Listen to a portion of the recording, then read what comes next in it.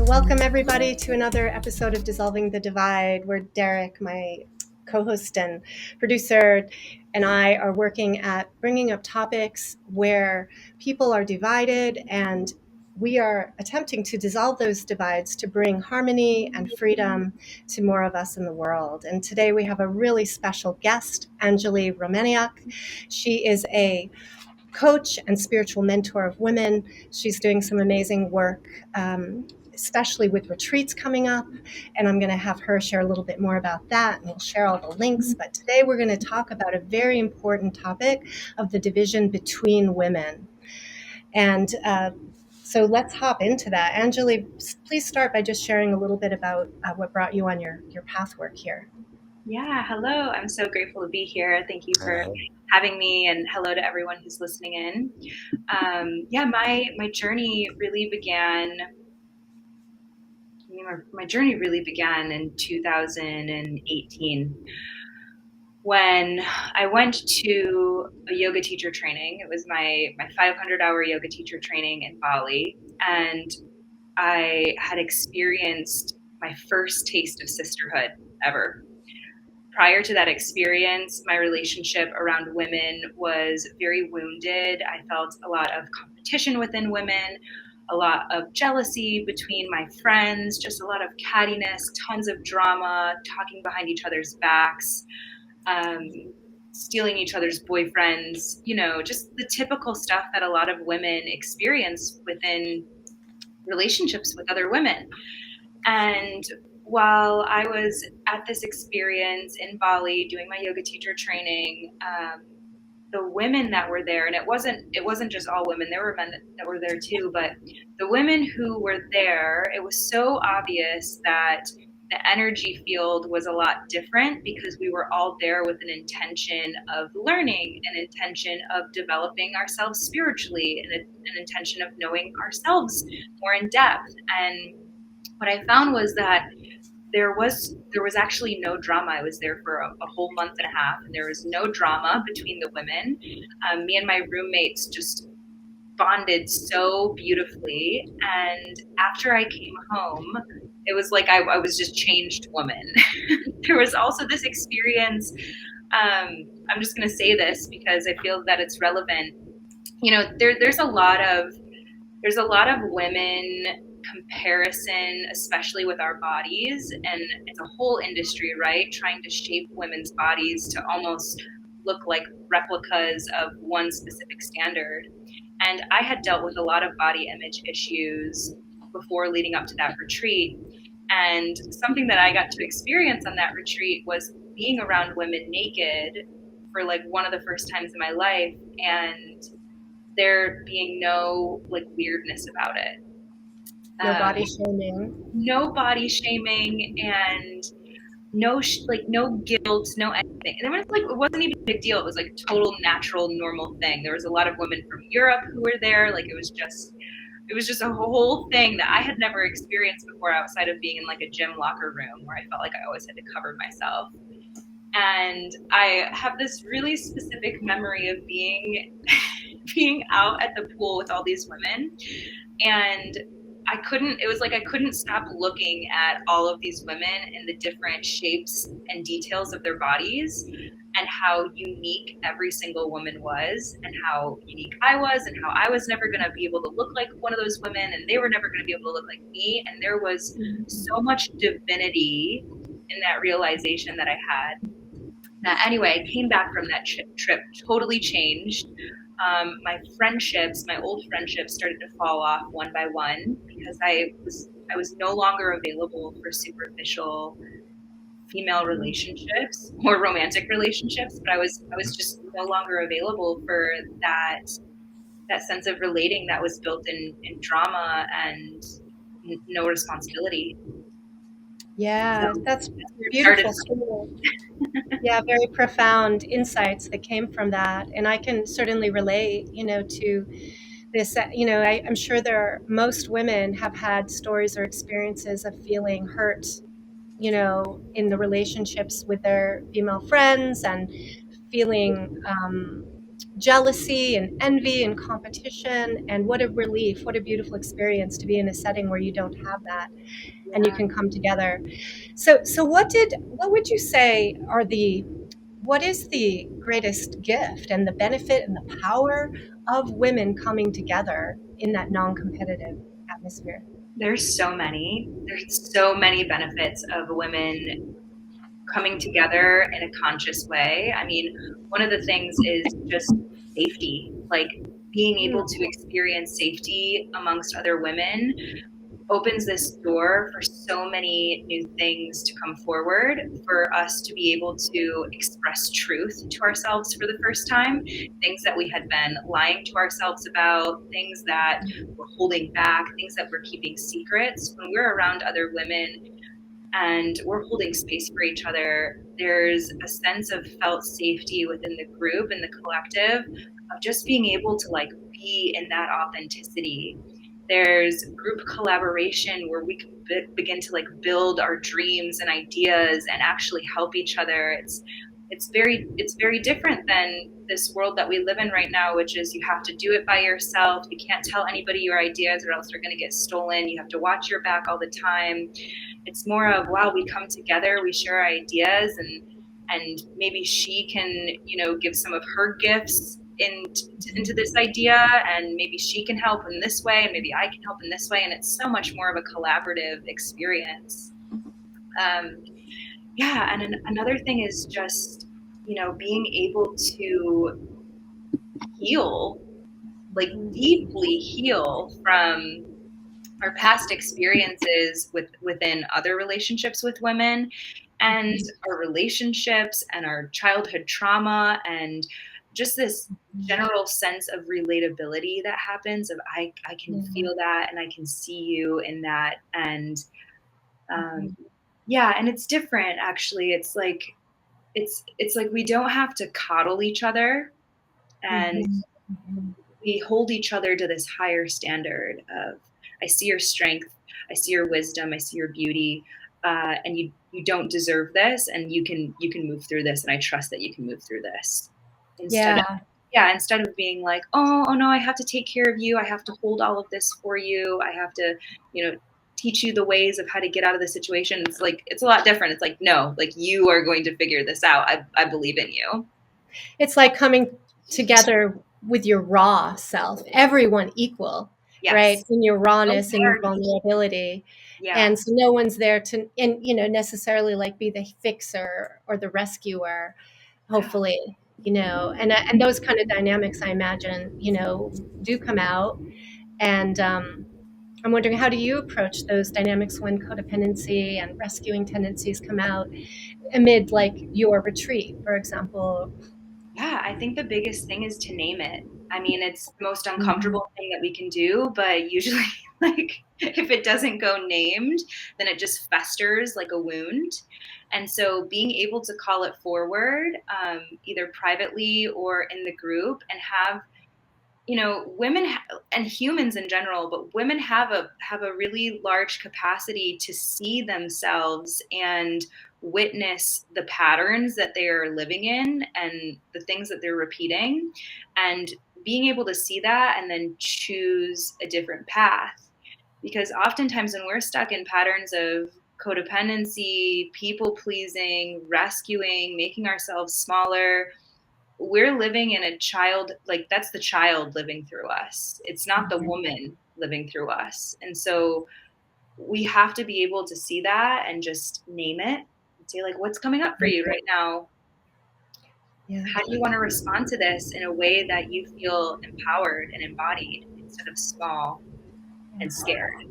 So there's a whole new approach, actually, and Yeah, skill set. totally. So, can we get into the causal factors of, like, we got issues going on between women, and you guys are like jumping before, like, Yeah, we are. I love it, like get into the solutions and all that good stuff. But so I mean, right then and there, like the whole mother father aspect and what's being projected through the young woman with her fellow sisterhood, or What's the equivalent of brethren? It's not sisterin, or is it? Close enough. But Sister. the That's mother our new one. issues unresolved within, yeah, there's the little girl aspect that has not been able to mother herself because, she was born within, unconscious parents, whether it be the mother or father. And there's, those whole dynamics and the whole shadow work aspect and the animus and anima that have not been integrated, activated, and all those things that need to be situated for each and every individual, whether male or female. Yeah. And you see these things being played out in so many ways. And for me, growing up, like even 20 years ago, getting my first restaurant job, working at some microbrewery, where there was like a lopsided amount of females in the workspace and not that many males, and like having like at least half a dozen come up to me individually here and there, like, oh, I'm so thankful there's another guy working with us. There's so many women here. We don't know how to deal with We need the ourselves. masculine structure, And I'm like, please. yo, like, I had so much love for the feminine essence. I'm like, I thought y'all were like really cool with each other and like things were all better than hunky dory. Like, that's such a crap term, but you know what I mean? Like, like we're all getting along and like Yeah. we're all beautiful. Like, Yeah, you're like, why are y'all arguing? Like, what's at the wrong? time. Yeah. What do you think, Anjali, in terms of the root causes of this dynamic? Well, in my experience, I think that something that's really permeated through feminine harshness towards one another is, and just in general, like a really big wound in the feminine that plays out in a multitude of ways, is that the feminine really wants to be seen in her essence. That's like her desire is to be seen. So if there's a child, like in childhood, if we grow up and we're ignored, if we're abandoned, if we're not seen, if that need, that core need isn't met in childhood, the child part of ourself will continue trying to like act that out in our adulthood lives. And this wound of trying to be seen plays out in so many different ways. I mean, and just for example, like one way of trying to be seen is you see women who there's a difference between taking up space in a really like embodied full way, and then there's like taking up space in an obnoxious, loud, aggressive way that we often see. And that's very true. Like you can feel when someone's energy is grasping at you and like, look at me, look at me, look at me. And the difference between an invitation of like, I'm here, you can see me. I know you can see me. Yeah. So we can feel that. We can feel that between women of like this competition of like, I want to be seen, and no, I want to be seen. Or even like I said, like like going after each other's boyfriends in this really just vile, intense way. Or trying to get louder over each other, winning arguments. Yeah, it plays out in all of those ways. And really, when we dig down deep, there's a little child inside that's like, I just want to be seen and I just want to be loved. But it's the woman's responsibility to meet that need and to almost reparent and remother herself, so it isn't being projected out onto all of this that's around her.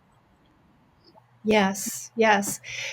I think that the importance of women, of every woman, recognizing the little unhealed little girl in her, the importance of this is vital for, I think, for all of humanity. I mean, I think it's very big, because the health of a woman has a lot to do with the health of a relationship between a man and a woman, between any kind of romantic relationship.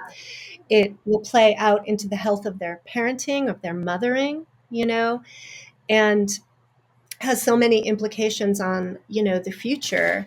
So the more healthy that women are within themselves and among themselves, I think the more healthy our world. Absolutely. Yeah, and I can relate a bit to, my childhood was more, I would say, a little more on the neglectful side, where I didn't really feel seen. And I tended to be very withdrawn from relationships with, women. I had a few best friends, but I very easy can withdraw. And what I've found is that one of the most healthy transformations in my life was developing a core group of women that I meet with monthly. And it's a very intimate group where we share, around the most personal things, including our relationships.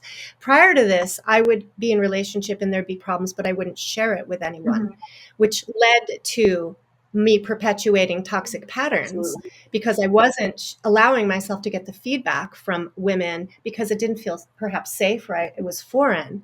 But now we share very openly, and we're like, it's so unconditionally accepting because we all know, like, our we just accept each other in these stories that we share and understand, the intentions. And so it's very healing, I would say. Yeah, I Yeah. love that you also said, Leslie, that your response to neglect in childhood was to go inward.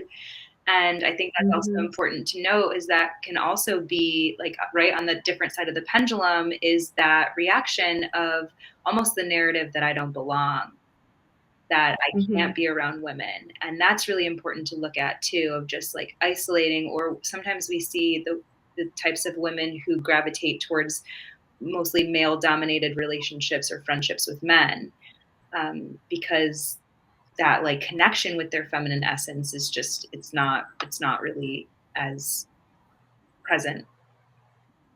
Mhm. But Right, right. coming Much more vulnerable to getting in codependent relationships with men or abusive relationships, I think. yeah, absolutely. And so yeah, coming into those pockets, those like safe pockets of relationships with women, and giving yourself a chance to be heard. I mean, when I'm hosting circles, I've hosted women's circles, I host retreats, and one of the biggest values that I have in those experiences is collective safety. And within that is giving every single woman the opportunity to speak, even if she doesn't want to speak. It's never required, but to go around the circle, and that's why we always sit in circles, is like to go around the circle and to just look each woman in the eye and say, is there anything that you want to share? Is there anything that you want to name? Is there anything that you want to speak to in this moment?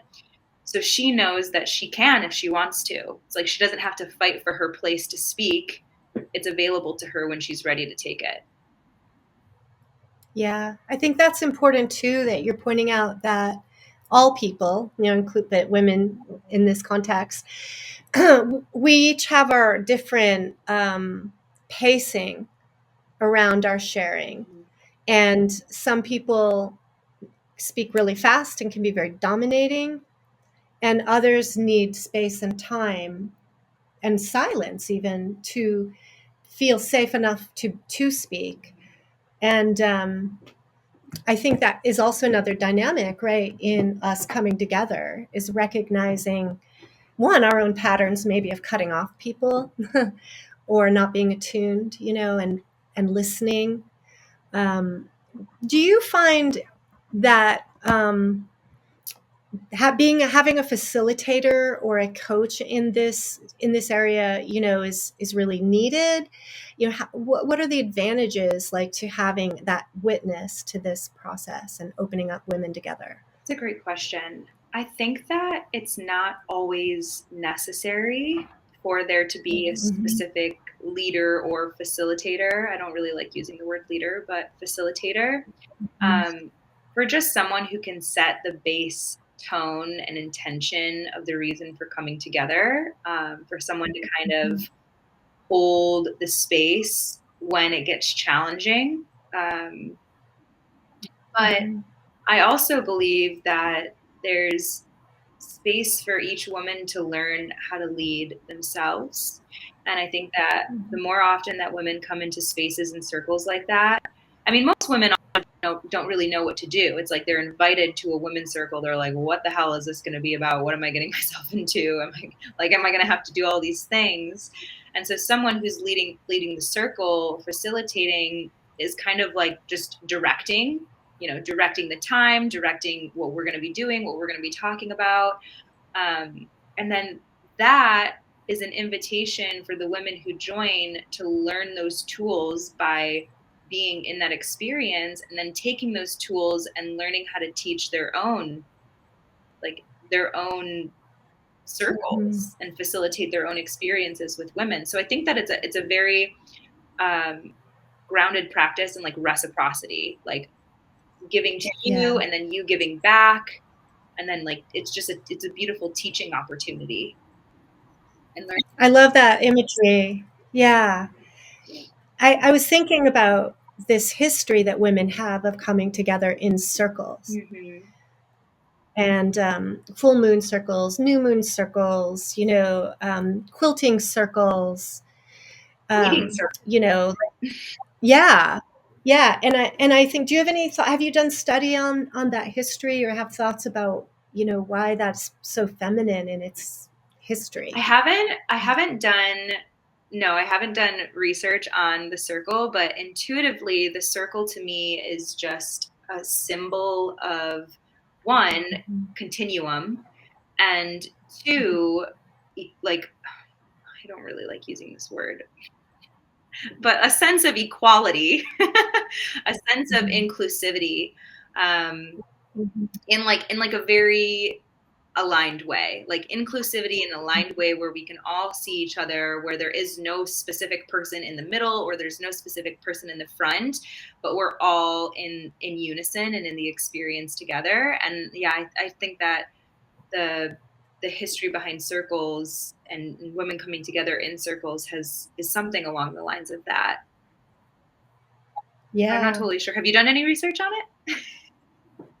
I would say in not in an in-depth way, but in the sense of, knowing that when we go back in our roots to, women were operating together, in day-to-day tasks, and had ritual together, around nature, around the seasons, and were often very vital in, that provided a function in the community. I think women coming together had function and purpose for a community. Yeah.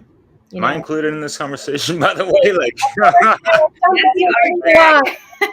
sorry, but hey, like, so we have to bring up the gynocracy if we're going to go back that far away. And if you want to take it way the fuck back, millennia, like before this earth was, seeded with these types of human consciousnesses, there was Maldek, which is now the asteroid belt, which is now a piece, a huge chunk, which is the moon orbiting our earth. And that's a direct attack on not just the whole of humanity, but especially the feminine. Because before the moon was even in orbit, females were not subjected to, this menstrual cycle. And it's not a sexist word, menstrual. It means mensuel, which is monthly in French. Menstrual, that's what that means. That's where the term comes from. A monthly cycle. Y'all were not supposed to have that, way back before millennia. And even like 9 months pregnant, it wasn't that long. And there were, yes, sacred ceremonies where women, really led each other to facilitate that. You have your midwife, doulas and all that good stuff like we have today. But it was more of a celebrational thing with, more people in the community. Yeah. But as time grew on and consciousness got shattered and fragmented, and the DNA got distorted, we have the rise of the gynocracy. And unfortunately, yeah, there were, in the primitive times of the whole Homo erectus, whatever, since then and all that shit.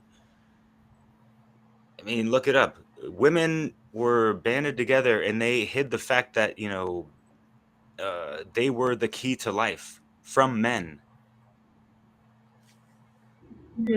Yeah, and there's so many theories that go with that. From history until the present day. And just think about like all those blood sacrificial rituals, whether it be from the matriarchy or patriarchy. It's a clusterfuck of all that stuff. And maybe patriarchy is on the rise, since a century or two, whatever. And thank you, Rothschilds and all these other fuckers. But there's all this stuff that is all a residual of consciousness that we've inherited from ancestral trauma and all these things, and we're dealing with that, you know, men to men, women to women, women to men, all that stuff. So how can we dissolve those divides and really dig deep as far as one can go? Yeah. People are willing to go that far and willing to accept, Right. like, oh, women were killers, men were killers, we were all killers. Yeah. So Yeah. how can we just dead that shit and rise above all that and kind of like make amends, be the redeemer, the neutralizer, and all those things that, you know, we can embody in this lifetime right now and crush those negative cycles. Okay, I wanna chime back in because I'm still in the vibe. Okay, so I just Yeah. want to chime into a couple of things that you shared. One being this connection of women to the moon. There was a point in my journey where I was like, I love the moon, full moon, blah blah blah blah. And now I'm at a place in my journey for the last like 3 years where I don't resonate with the moon anymore or any of the moon teachings. I don't teach the moon teachings to the women that I connect with. I know a lot of women ask me questions about the full moon. I often, tell them that it's an organic, it's an inorganic thing that women have actually been creating rituals around, which drain our energy. So a lot of my teachings, my teachings are earth-based teachings. My teachings are women learning about their cyclical nature and their cycles through the 4 seasons. That our monthly bleed actually has nothing to do with the moon and everything to do with what season your body is moving through. So in the past, women and even I had learned how to track my cycle through moon, the phases of the moon. And now I totally correlate with earth teachings, which has shifted my life in multitudes of ways. Way more knowledge and way more understanding and just embodiment through that line of work. The other thing that I was going to tap into was the divide between men and women, and how women were killers and men were killers. And I think that that's a really important thing to touch on too, is that matriarchy, like just how we talk about patriarchy all the time, matriarchy was a huge thing. And I mean, a disembodied form of matriarchy where women were totally overruling over men and enslaving men. And I don't know what timeline that was in, Derek, maybe you know, but I know that happened. And obviously, like, the imbalance is kind of swinging back and forth. And now even in today's world, we see women in this like uproar and so angry towards men and so like, oh, we hate men, we don't need men, blah, blah, blah, blah. And it's like, which is funny and ironic, because haven't you noticed they got a little too much yang up in that thing? Yeah. Acting very much like the patriarchs do, that's what I say. Yeah, and I think that society and the system has done such a good job at orchestrating that as well, giving women, you can work and you can have all of these freedoms and you can have all of these things, and has really turned us into the working man. These terms like girl boss and all of these things. I mean, I have a business and like, it's great, but I don't desire to do things like a man can do them.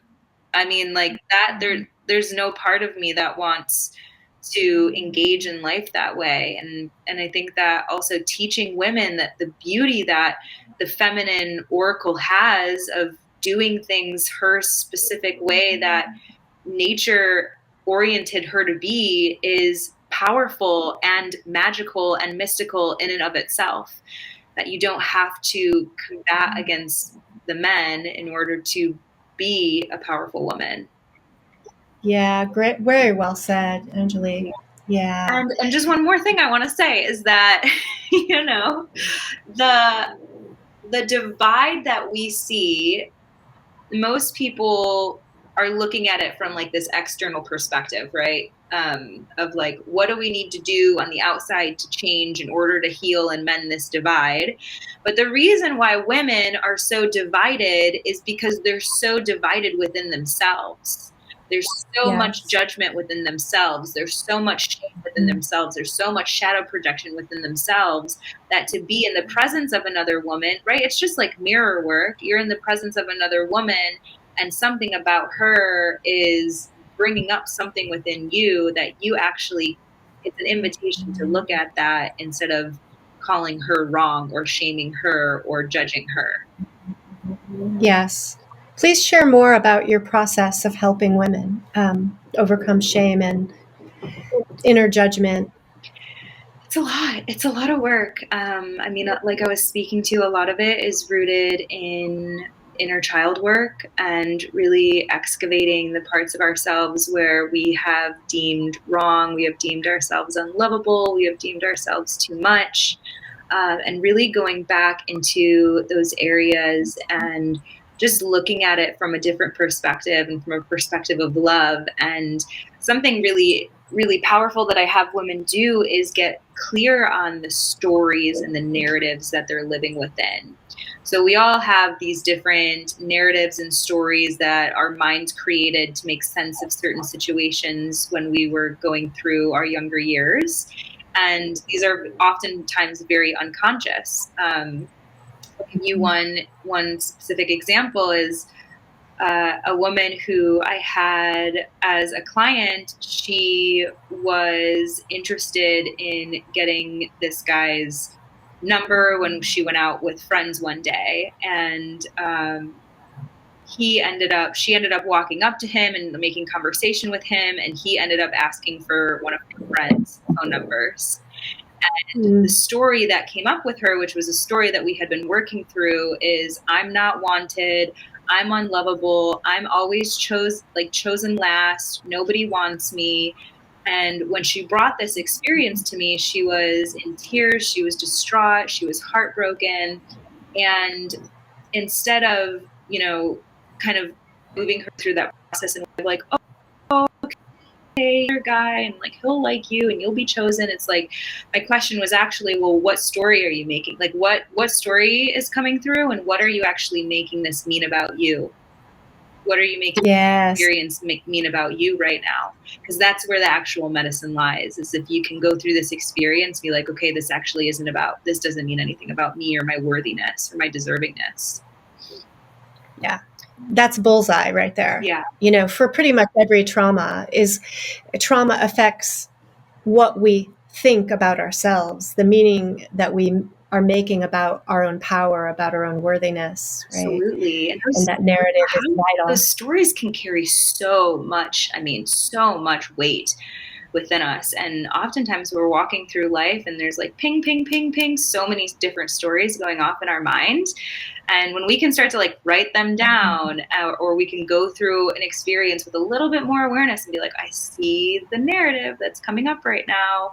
It can be really healing. And another thing that I help women with just releasing shame and cultivating more self-intimacy, because self-intimacy is truth, is mirror work, which is a really uncomfortable practice for a lot of women, especially. I love Derek's reaction right now. He's like, yes. I was talking about that with a good friend yesterday. Yeah. Yeah. Like, yeah. In how Paris. How many people picnic time, like, hey, mirror time, what you know? Yeah. And you know what's funny is there's an interesting paradox with this, because there's the paradox of like, in some ways we're obsessed with our image, we're obsessed with taking pictures, we're obsessed with walking by windows and looking at a reflection. But at the same time, to stare into your own eyes in a mirror without any makeup on, totally naked, is like the most intense experience for some women to go through. And a lot of our culture right now, I mean, it has been for, forever, has always been like some type of beauty standard to live up to, some different way to change yourself or shape yourself or alter yourself in order to look a specific way.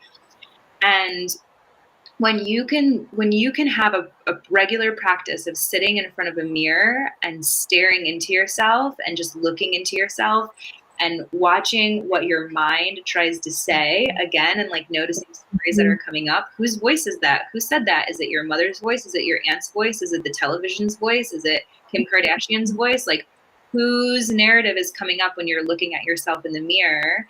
And can you like cut through that and go right into love and right into like radical acceptance?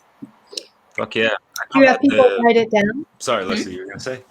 I just wondered to follow up on that. Do you have people write down those thoughts and then evaluate them? Or I don't really evaluate. I give them space to like write things down if they want to share it with me, and they can absolutely share it with me. But just lots of reflection and lots of journaling. There's so much that can come up in an experience, and then to just like free flow write it out when you're like after the experience can often be like where some of the biggest breakthroughs happen. Yeah. So you're giving prompts and allowing women to sort of do this in their own privacy. Yeah. At their own pace. Yeah. Not pressuring. Or... Yeah. I mean, there is some times, I mean, I love working with women. I love and value the online space, but I love in-person work. And there have been moments where I have sat behind women. They didn't have to be naked, but I put a mirror in front of a woman and she sat in front of it and I sat behind her and I whispered things into her ear to say out loud to herself while holding eye contact with herself in the mirror. And I mean, just like incredible emotional releases and experiences happen in those moments. That's great. Yeah. And that's some really powerful mirror moments right there. I kind of did a lot of shadow work with myself, especially after being divorced and all that, and trying to figure out who am I as a man these days and all that. But I call that like those magic mirror moments, whether I was naked or not. I felt like I had to like really stare into the windows of my soul for a good minute, give myself a little pep talk, hear all that stuff and do some alchemy, even catharsis, and whatever comes in those moments. And it's really just all about being honest with oneself, but being kind and compassionate with oneself as well, and just fostering and cultivating that proper love for oneself, whether or not we fucked up or failed or fell or even did a good job. Like we still gotta hold ourselves large.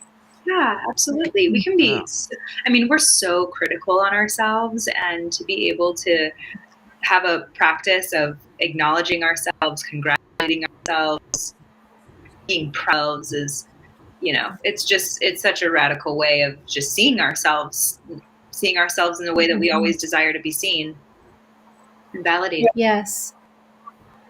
So there's individual shadow work, and obviously all of this is an inside job. And yet I think coming together as women and then doing some of this work side by side has an added power. Would you agree with that? Yeah, absolutely. I mean, it's right, the personal shadow work and then the collective shadow work, and seeing that unfold between the relationships that happen when we come together. And then the healing from these deeper relationships than we normally experience. Yeah, that is healing in itself too.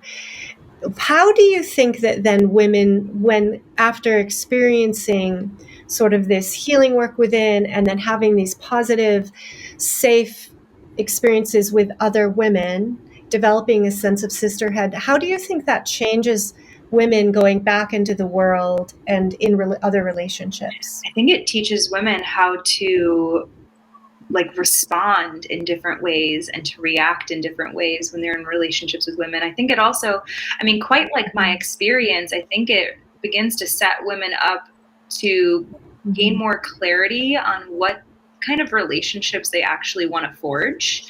And that shifts everything. I mean, that's like you're waitressing in a bar and you're experiencing, all of these women who are just like getting off on drama and you're like, oh my, like you come back from one of these experiences, you're like, holy shit, I can't work in a bar anymore. I gotta go find another job.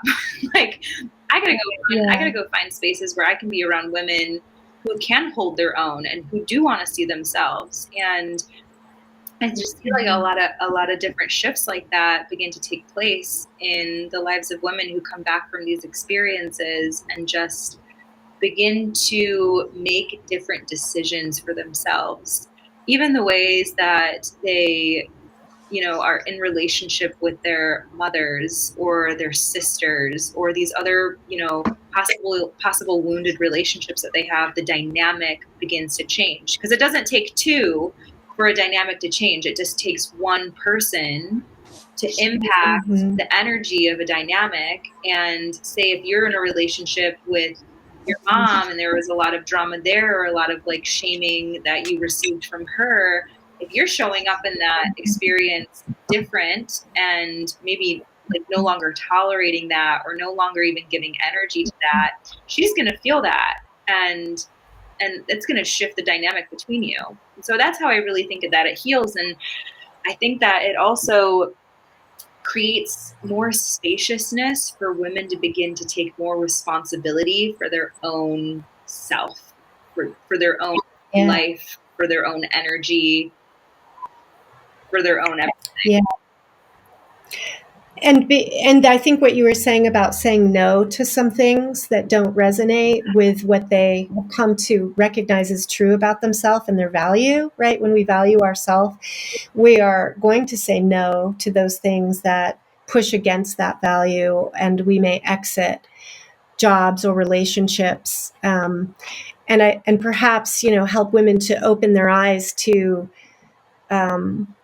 kind of some sick dynamics that they may be in relationships. For example, like being with a man, let's say, who's like exploiting the dynamics of women's jealousy with each other and insecurities and pushing women against each other. And that happens all the time. And women then, rather than see this pattern, will like become catty and attack each other, right? And it diminishes everything.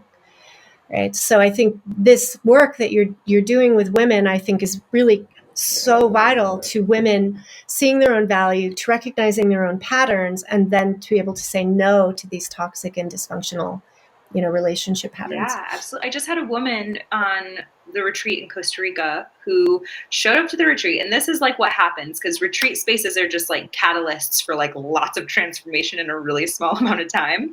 But this woman showed up in the retreat, and she, you know, she within a span of 6 days, she realized all of her protective mechanisms. She like saw firsthand so many of her defense mechanisms from vulnerability. She was in the industry of lip fillers and Botox and realized that she was so out of alignment with her job, and that she was feeding into this this culture of needing to alter yourself in order for women to feel beautiful. She was like, wow, that's like really not for me anymore. And she broke up with her boyfriend in a dysfunctional relationship. And so that's huge. Oh, be careful.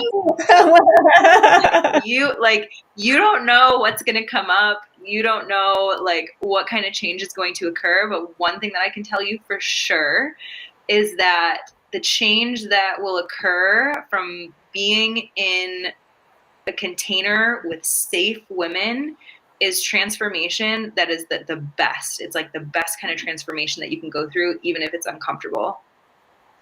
Yeah, and I would imagine then you leave there with friendships and new support system. Yes, too. So much support. I mean, women who have joined my very first retreat, my retreat last summer, they're still connected. They still talk to each other. They still like send me selfies while they're hanging out together in the same states. Like there's just these bonds that are made, especially from seeing each other go through these really intense emotional releases or sharing really vulnerable things that you don't forget. And then you see these women and you watch them go through their lives and you cheer them on, and they're there to talk to if you need to. And it just creates this web. Like, that's what I think. I think when I do women's work, it helps to create this web of interconnection between women that's just getting healthier and holier and more saturated with truth. Yeah, I think it's wonderful. And I think the world will be a much better place with more and more of these interconnected webs of women. Yeah, totally. I Yeah. really commend you for that. And correct me, and I hope I'm wrong, but you only got a few minutes with us, right? Yeah, like 10, like 11 minutes. 10 Okay, minutes and 30 cool. Right on, right on. So, I mean, yeah, just I guess we kind of got to wrap it up a little bit, but Leslie and I might be able to stick around for a little bit later to hang on, but yeah, so anything else you want to share with us in regards to, how even your services or your insights and your observations of, all these divisiveness things going on with, subject matter amongst women, my dear, wonderful females, that for me as a man, I've just been kind of like Dionysus growing up, not like Odysseus in Greek mythos, but you know, feeling like I had to like go through certain rites of initiation with a woman to like gain certain wisdom in this lifetime and this and that, and sometimes just like it took me 19 years before I lost my virginity. I've had like really long stints of celibacy, and just like sometimes realizing like, whoa, how come as a man I'm more like in touch with my inner yoni, balance within my feminine than more like a lot of females I see out there in the real world. Like, what the fuck is going on? Yeah. And yes, we understand the reality feels it is pretty ass backwards in this, matrix shitstem situation that we're living in. But yeah, to cut it short, anything on that? Like, Totally. I mean, I think the most important thing for women is to be really discerning. There's so many teachings out there about connecting to your divine feminine, becoming an embodied woman. There's so many containers that actually aren't being held in true safety and true integrity. And so I think that it's really important for women to sharpen in on their own discernment and to ask questions and to gain clarity and just maybe even really attune to, if they're thinking about working with someone, if they're thinking about going into an experience, a women's circle, a women's retreat, to just really get clear on the person's energy who's leading that, because the worst thing that can happen is a woman choosing to go on a women's retreat and having an absolutely awful experience where space wasn't held in a correct way.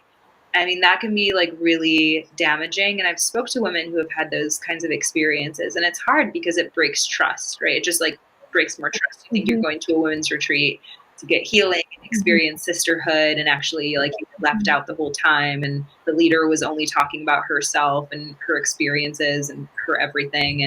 And that happens. That's a part of like just seeing what's taking place in this industry. And then also with that is, while we're working with our own feminine essence, part of discernment is also working with our masculine structure and our masculine boundaries, and getting really clear on knowing what we're available for, getting really clear on beginning to use our voice and saying no to what we're genuinely not comfortable for, what we're not ready for, what we're not open to, what we're not available for, and just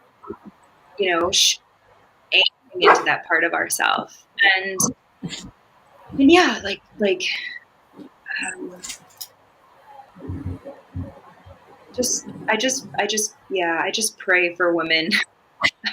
I pray for women so hard. we do too, yeah. Um, There's a lot of trickery out And there and a lot of forces like misleading people. Yeah. And, like you were saying earlier, there's this huge sort of rise of this like hostility, anger, bitterness towards the patriarchy that I've been noticing. And I'm seeing it as becoming much more divisive, not only between men and women, but between women and among women and within women. And that there's a lot of confusion around how do you have that balanced masculine and feminine within without being overly masculinized in this world. Yeah. I mean, that's a really valid question. And I think even me, like I'm still learning I'm not going to say that like I'm perfect. I'm still learning the balance between that. And when I can just tell that when I'm really pulled into my masculine side, I just feel fucking drained.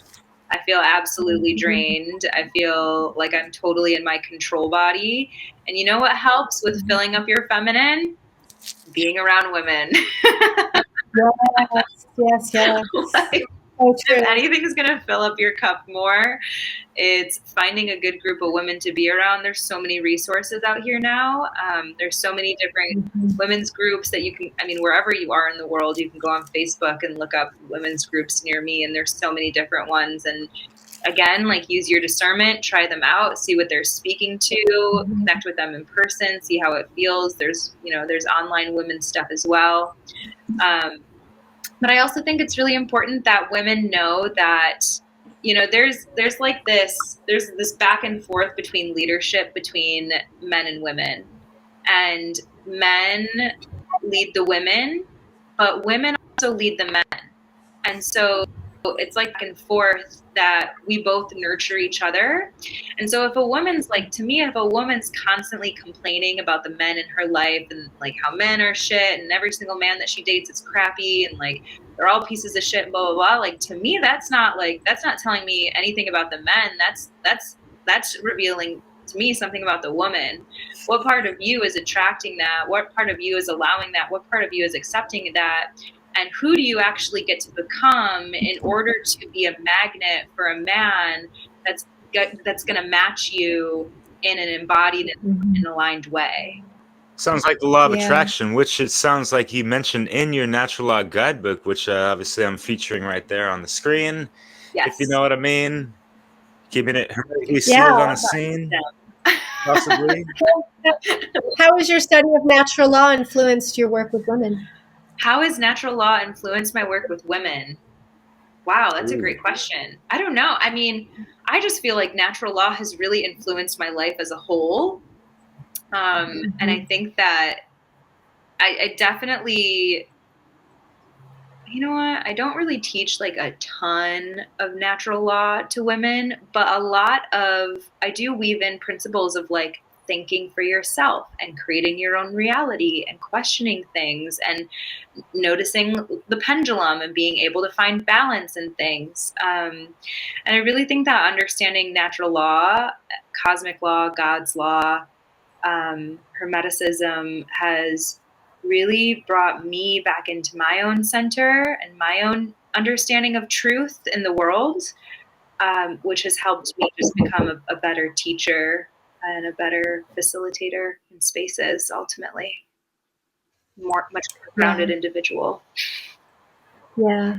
I think as we study nature, as we study ourselves, we're learning about nature, and maybe learning about natural law from our own study, Nature is in some way. Nature is so perfect. It's so perfect when we look at it, just from a completely like unobscured way.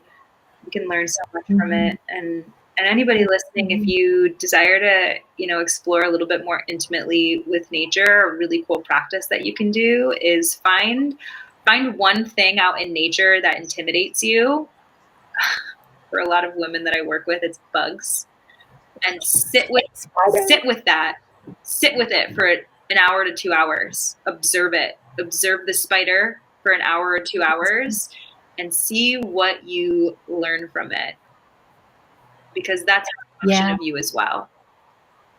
Yeah, I love that. So tell us more about your offerings and where people can find you. Yeah. So you can find me on my current website, which is anjaliromaniuk.com.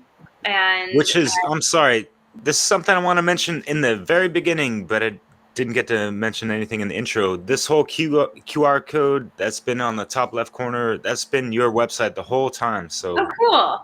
Yeah, I didn't have. Just take a picture of it. Doesn't give me enough time or space to write, Anjali's website without being all weird. But, anyways.